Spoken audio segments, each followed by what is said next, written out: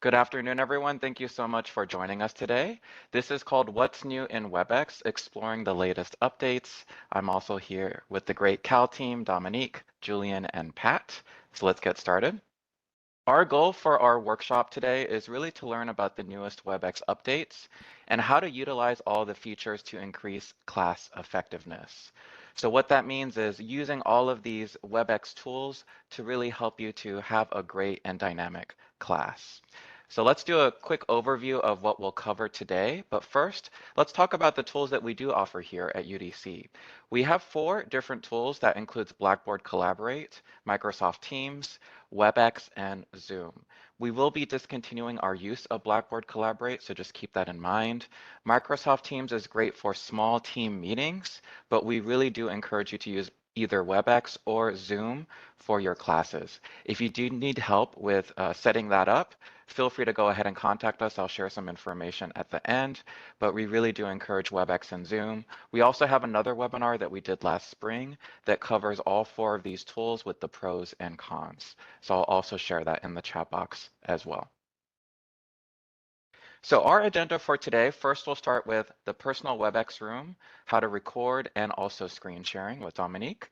With Pat, he'll talk about common tech issues, including immersive share, and also breakout rooms with Julian. And I'll conclude with talking about the Outlook add-in for WebEx, as well as accessibility features that WebEx does offer. If there are any questions, we do have time for those at the end, and I'll also go over some next steps. And with that, Dominique, I'll hand it off to you. Thanks, David. So one of the great ways to utilize WebEx is to use your own personal WebEx breakout room. And I will show you how to do that now. So next slide. From WebEx, you're going to log in, or from the UDC of University of DC .webex.com website, you're going to sign in with your UDC email. You're going to use your single sign-on. So once you select sign in, it's going to take you to the university site, and then you're going to put in your password and select login. From there, you're going to be taken into your WebEx portal, which you can see on the right-hand side here. And from there, you can either start your own meeting immediately from either the web app or the desktop app, or you can schedule a meeting or schedule a webinar. So those are the 3 options that you have when you go into your own personal WebEx room. So next slide, David. Once you're in your particular WebEx meeting, you can do a couple of different things. So you can record your meeting as we're doing with this particular webinar right now, and you can also screen share to share information or content as we are also doing now. So how you would do that is at the lower half of your screen, you're going to see a share icon. You select that, and that gives you the ability to share multiple different options on your computer, whether it be your entire screen or just specifically a particular application such as PowerPoint, Word, Excel, etc. That gives you the ability to kind of make sure that you're sharing only what needs to be shared and not any additional information. Secondly, if you're wanting to record, there's a recording option that allows you to save to the cloud or to your computer. The cloud is the default setting, and we recommend that you use the cloud setting because once you do that, once you're finished recording your particular webinar or meeting, then that's saved in your portal on your WebEx profile. So next slide, I'll show you how to access that And recording just, once you're done. Mhm. yeah, thank you, Dominique. And just one quick note, when you are sharing, let's say, a video or something with sound, make sure to check this little box. It says share computer audio when you are sharing your screen. Yes, that's a great point, David. Thank you. Thank you. And I'll go ahead and clear this. Okay, and let's go ahead and move on to the next one.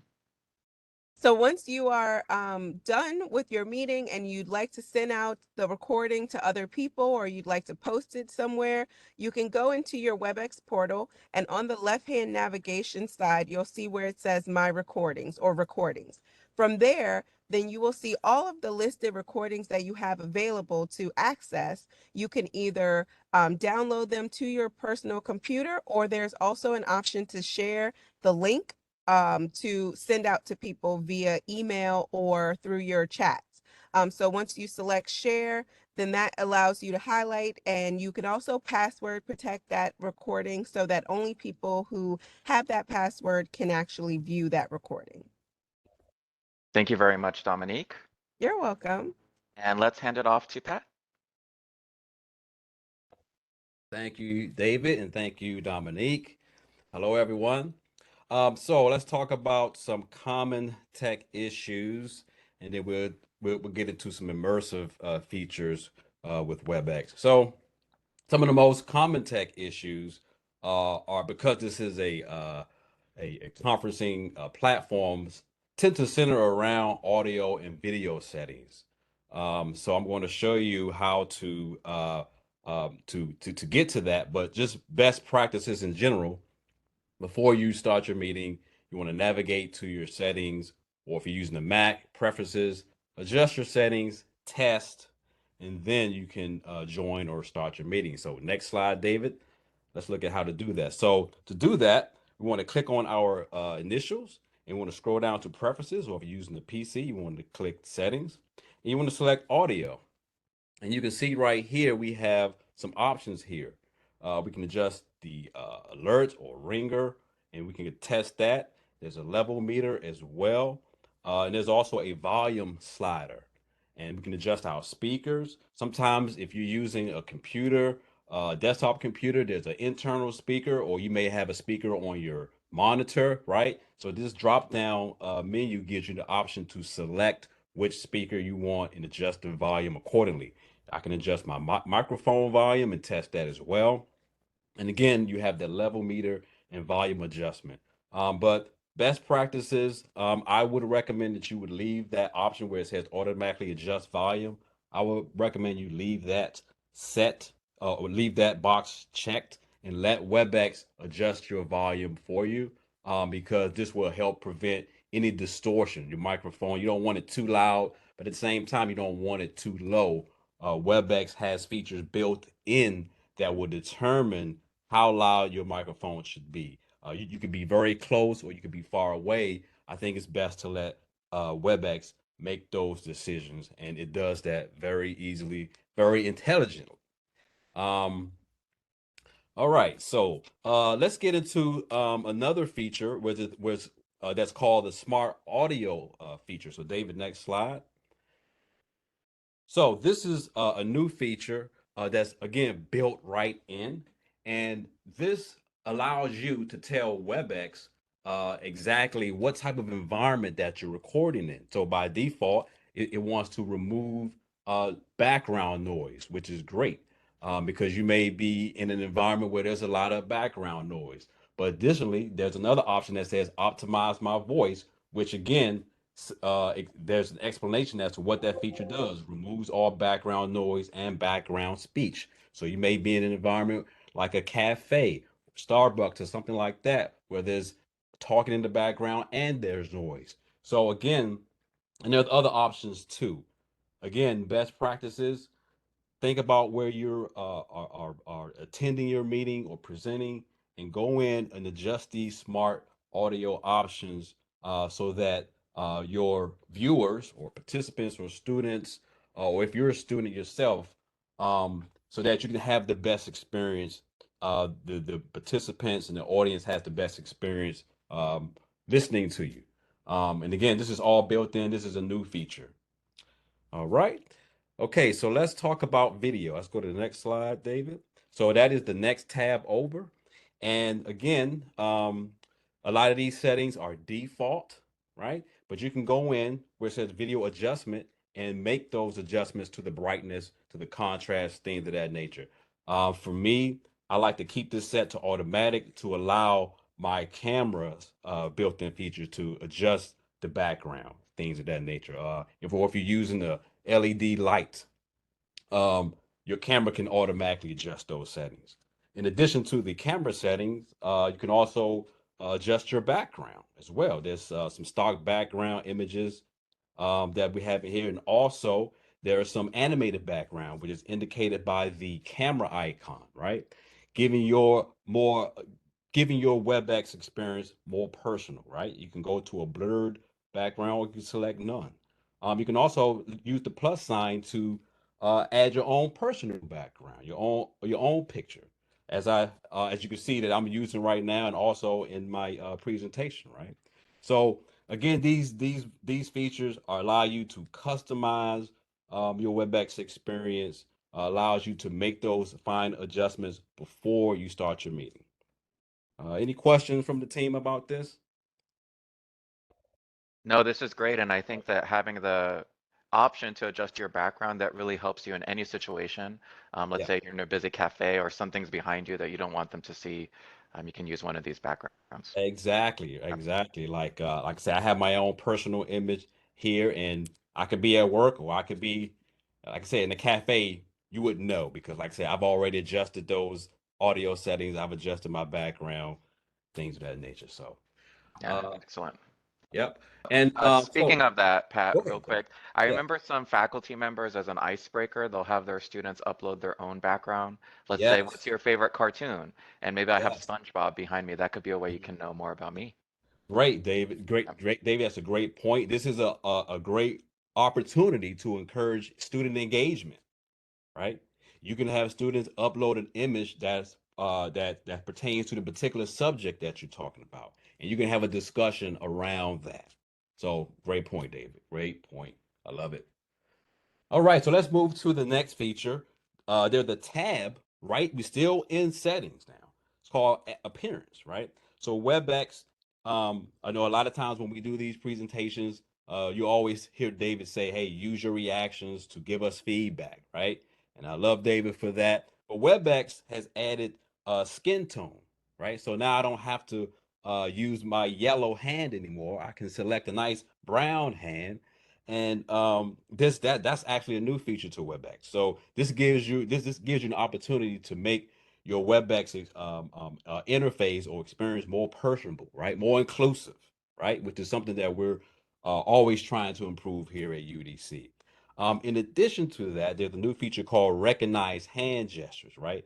So when I'm interacting or I'm actually giving my reactions to whatever is being presented, I don't have to just click on that icon anymore. I can actually use my actual hands to to activate those gestures. So let's go to the next slide, David, and demonstrate that.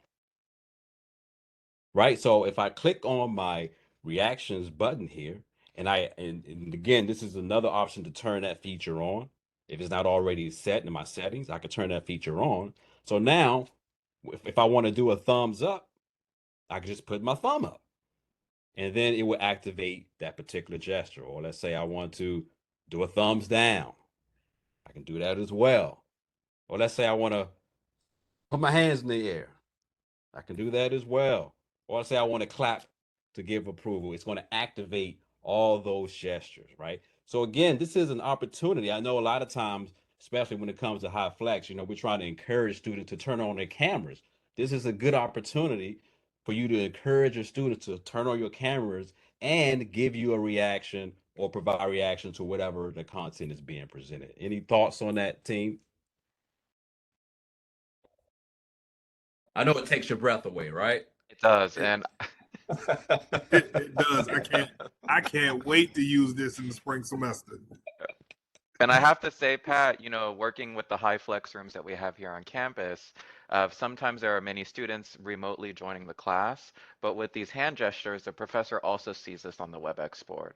So it's a really nice Yes. kind of visual cue as the professor, things are going well, maybe things are not going well, or like an applause for a presentation. Yeah. Awesome, awesome. And again, we're trying to we're in the midst of incorporating more immersive tech Yep. into our ecosystem here at UDC. And so WebEx has definitely answered the call for including immersive technology into their platform. So before I wrap up, I want to talk about one more immersive feature, and it's called Show Me in Front of the Presentation, right? So this is a blank slide that I have here, and this is my video feed. If I click on the ellipsis, um, and I click on the option that says show me in front of the presentation, what this is going to do is remove my background, right? I'm in the studio right now, but once my background is removed, hey, look, I'm in cloud 9 instantly, right? And I can take this image and I can move it around. So just imagine creating your presentation around this feature right here, right? Look at me. I can't believe I'm above the clouds, right? And I can take this box and I can resize it. And again, I can move it around. I can do whatever I want with it. Very immersive, right? So now I am one with my content. And if you're creative enough, if using this feature, you can do something like this.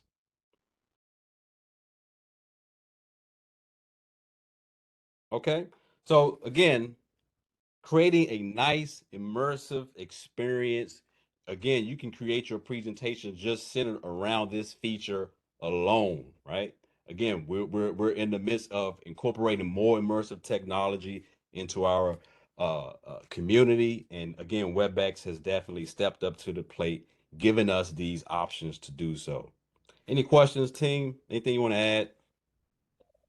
No, I love that. I love that example of using the space to kind of point at different words. That's perfect for a presentation. You can point at a figure, things in the background, right, or in the foreground. So that's a great tool. Thank you. I'm blown away. Yep, blown away, speechless. But thank you, All right. Pat, for that wonderful presentation. Welcome. With that, I will transition to Julian. All right. So I don't think mine is as fun as what Pat just brought to the table, but I will do my best. So I will be covering our breakout rooms in WebEx and some of the best practices that can correlate with those breakout rooms. So first in WebEx, they're called breakout sessions, same as breakout rooms, but they're sessions where you're allowed to build smaller groups that are split off from your main meeting or webinar. That way you can set students in groups, have panelists talk to different sets of students. There are a couple different ways you can go about that. So first, we're going to talk about your roles in your breakout sessions.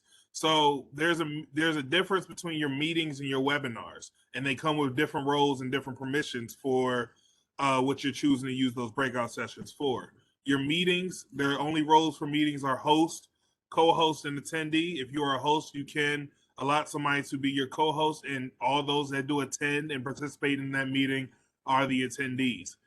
For your webinar, you have your host and your co-host, which are still those same roles from earlier, but you also now have a panelist, which may be somebody who you want to come in and speak to your class, or kind of move through your class and speak to different groups of your class, maybe about different topics. And then your students or your learners will be your attendees in that case as well. So permissions, and I think this is I want to be very specific with this when you're talking about your permissions in your breakout sessions. So if you are having a meeting, your host and co-host can create breakout sessions, assign attendees and learners to be in which groups, and start the sessions when they're ready. And this is really big when you're talking about best practices, because if you have students working in a group assignment and you already have kind of planned this out, the intentional thing to do would be to set up these breakout sessions ahead of class, so that when class starts, students aren't wondering which group I'm in, where do I have to go. You can literally start your meeting and students will automatically be assigned into those breakout rooms. And later in this, we'll talk about how to set up a breakout session. Now, for your webinars, the biggest difference with the permission, hosts and co-hosts cannot assign learners to breakout sessions. So you can create it, but once a webinar has started and a breakout session has started, attendees can choose wherever they want to go. And that's why it's specific with that panelist, because if you have different panelists in different groups, your students will be able to choose which breakout room I necessarily want to attend. Who do I want to listen to in this section? Who do I want to kind of listen to and digest in this section? So that's a very big difference when you're thinking about your meeting versus your webinar. So keep that in mind, that when you're choosing a webinar, students will actively be able to move in whichever breakout session they want to go, versus a meeting, which is a lot more structured, and you're already assigning students which group they're going to be in. So to create breakout rooms, first thing we do, we open up our WebEx room, we start our meeting. You will see breakout sessions at the bottom. You'll click on that and you can choose which breakout session you want. how many breakout sessions you want. The maximum number of breakout sessions is 100. I don't see us using 100 breakout sessions, but in case you decide to use 100 breakout sessions, the option is available. Once you choose that breakout session, it gives you the permission to set those assignments. So say you don't get a chance to set up your breakout sessions before class, you can also do it during class. It does not take long at all. You will select the student's name and select which breakout room you would like them to go to. As the instructor, you can join any breakout session you want, but you can only join one breakout session at a time. So make sure you're thinking of that you won't be able to hear every session all at once. You'll be going in and out of different sessions. And the great part about it is once you're done with your session, you can close all sessions. You can lock those sessions. You can rename them. So you can say your group A, group B, group C, just how you may have named it in a certain project or activity that your students are working on. So it's very clear. And I think once we talk about it, that intentionality is being very intentional with how we're using those breakout sessions, how it's going to align with our learning activity and or what we're doing in our course, and how will it benefit those students. So last but not least, we're going to talk about these limitations of the breakout room. So nothing is a perfect technology nowadays, and Webex, as Pat told us, they are constantly doing improvements, whether it's immersive, whether it's accessibility. So they're covering so many features in such a small amount of time. So there's always going to be something. But one thing I do want to point out is that all the issues addressed in limitation are going to be addressed in future updates. They have already noted this, so it's only a matter of time before even these limitations become an active part of the WebEx program that we're using. But your breakout rooms do not have closed captioning. You cannot record breakout sessions. They can't share web browsers or multimedia. There's no remote control. Nobody can kind of take control of another person's screen. No live streaming or your polling features, and you cannot save the chats. Now, like I said, some of these, especially when you talk about the closed captioning, some of the sharing, and even the recording breakout sessions, those are things that of course, we want to have those now. But like I said, WebEx is working on that, so I do expect those features to be updated within the next few months. Excellent. And thank you, Julian. And I know that since you are teaching yourself as well, what benefits do you find in terms of student engagement when you use these breakout rooms in a course or class? I think the great part, especially when you're talking about virtual classes, hybrid classes, is being able to put students in separate groups to be able to have that discussion, that discourse, especially when you're talking about a topic and you want students to attack maybe different angles of that topic. In each group, they can attack a different piece of that. I know as a math teacher, I may have 4 different groups because each group of students is working on 4 different problems, and those 4 different problems may signify different steps or different methods that need to be used to find that final answer. So I definitely think it kind of adds into that engagement. And then once we all know students like talking to each other. Like we said, peer-to-peer information, students retain almost over 60% of information gained from a peer. So we want to make sure that we are providing them ample time to talk with their own peers and be able to find those solutions and kind of gather the information they needed so they can be successful in the course. Excellent. Thank you so much, Julian, for that part of your presentation. Really appreciate you talking about the breakout rooms. And Thank you. thank you. And I'll transition into the last part of our webinar today. I'll talk about the Outlook add-in for adding those WebEx meetings in Outlook, and also accessibility features that WebEx does offer for everyone here at UDC. So first, let me briefly talk about the Outlook add-in. This is a really easy way to schedule a WebEx meeting directly from your Outlook inbox. So let me go ahead and share, but as you see in the screenshot, number one, once you go to your home screen in Outlook, and I'm using the PC desktop app, you click on that little icon. It looks like adding an app. So once you click on that, number one. Number two, you just search for WebEx. So let me go ahead and show you in real time what that looks like. So as you can see here, here is my inbox, and you'll see this is my home screen with my messages. If you click on Get Add-ins, I'll go ahead and click on that, and I'll just search for WebEx, and I'll see that Cisco WebEx scheduler. Let me go ahead and add that. And what this does, it will use our UDC account for this WebEx scheduler. Once it's added, I can go ahead and create impromptu meetings on the fly or future meetings using Webex as an option here. Okay, so now it's added. So let's go ahead and start. So I'll go up to my calendar view, and let's say that I want to make a meeting with my colleague Pat for later today. So I'll make that for 2 p.m. and then I'll do new meeting, just as usual. So this will open up that new meeting calendar invite. Let me go ahead and share that with everyone here. Okay, so now you see this is a new meeting. It's unscheduled, it's untitled at this moment. Let me put the title as a high flex discussion. Prep, and I'll go ahead and invite Pat to this. And I'll make it from 2 to 2:30 today as an example. Now you'll see in the upper left corner, of course, you can make this a Teams meeting, but let's do it on Webex. So right here, it says add Webex meeting. I'll go ahead and click on that. And what that does, it uses my UDC login information for Webex, and it creates a meeting just like that. So as you can see, what Pat will receive is this invite for his calendar, and it'll say join meeting. It'll have the meeting link, meeting number, everything he needs to join this meeting. But as you can see, I was able to make a quick Webex meeting just like that, and I'll send it off. And now you'll see at 2 p.m. that high flex discussion is already set with Pat with that meeting link right there from Webex. So again, you just have to click on get add-ins, search for Webex, and then go ahead and add that to your Outlook.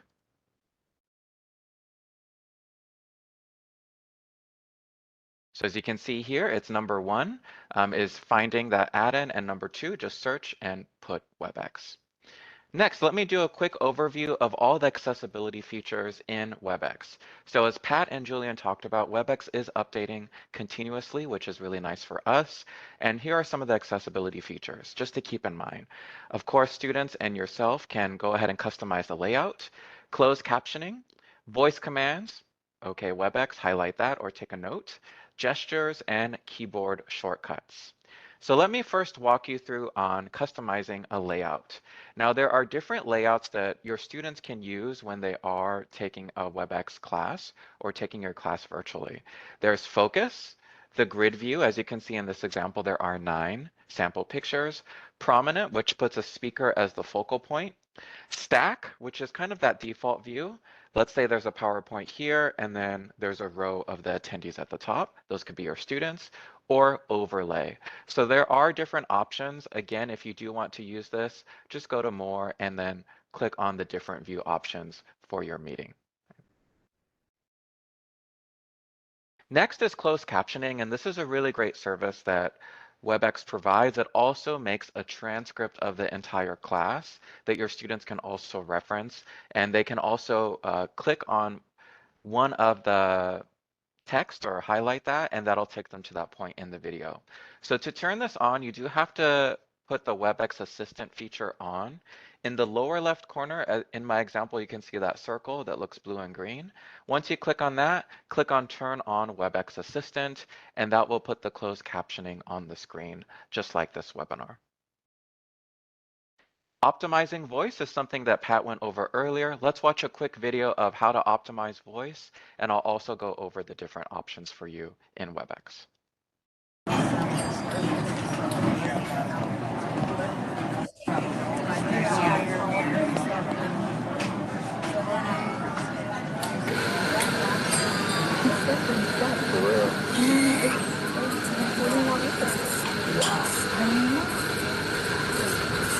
Can you hear me okay? Not really.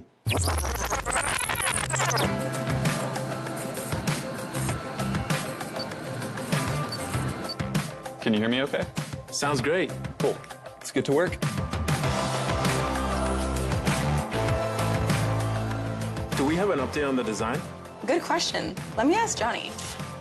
Hey, Johnny, do you have an update on the design? Yeah, I should have it for you to review by the end of the day. That's great. Thanks. Sorry, what did he say? Do we have an update on the design? Good question. Let me ask Johnny. Do you have an update on the design? Yeah, I should have it for you to review by the end of the day. That's great. Thanks. Perfect.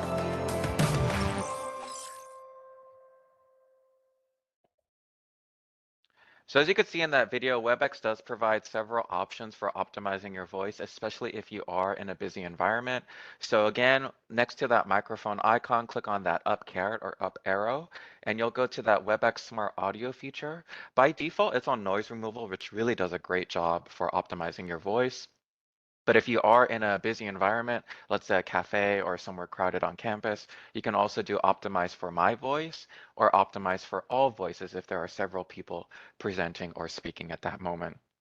There's also a music mode for when you are playing music, but for our classes and for most use cases, either noise removal or optimize for my voice. I remember before I had to use a third-party app to optimize my voice. Now it's already built into Webex, which is really, really great. Now, voice commands, if you're familiar with Siri, hey Siri. So Webex has something very similar called OK Webex. This is already built in, and then you can give a command like OK Webex, highlight that, or OK Webex, take a note. Let's look at a quick video of Note this added. in action.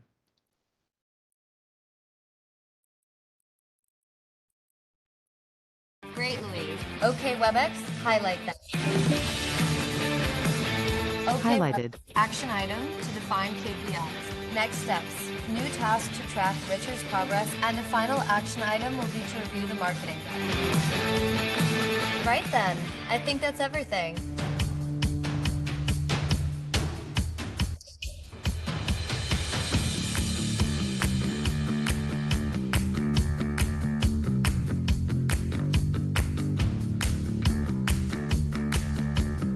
Hey guys.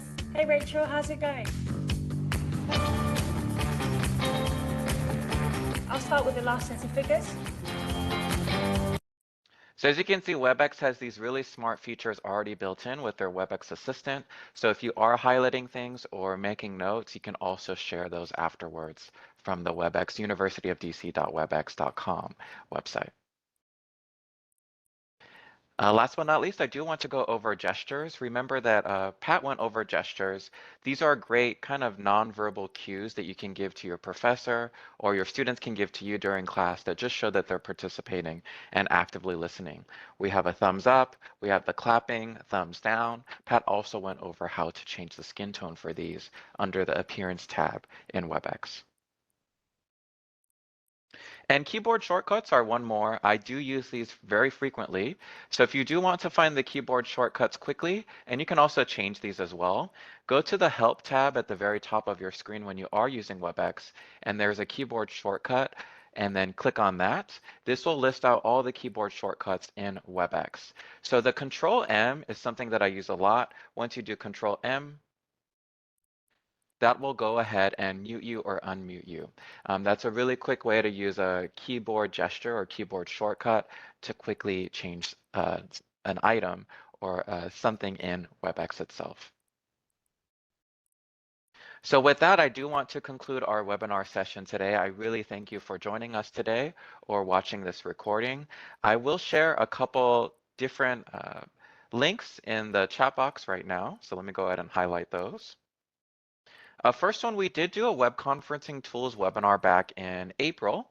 If you click on that link, we do kind of compare and contrast Teams, Collaborate, Webex, and Zoom, kind of the pros and cons of each, but either using Webex or Zoom is highly encouraged for your classes. If you do need help with that or how to get started, please go to C.A.L help desk at udc.edu. Just send us an email and we will answer that very shortly. You can also sign up for our future professional development sessions or office hours by clicking on that link, calendly.com/CalUDC, as well as our YouTube channel. So these webinars are uploaded to our YouTube channel shortly afterwards.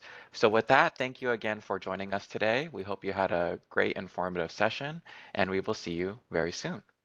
Bye-bye.